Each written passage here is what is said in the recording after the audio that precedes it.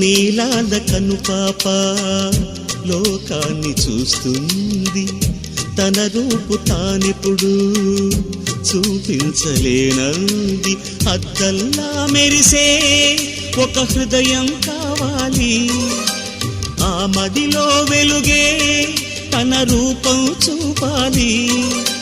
రెప్పల వెనక ప్రతి స్వప్నం కళలొలికిస్తుంది, రెప్పలు తెరిచే మెలకువలో కలని దురిస్తుంది.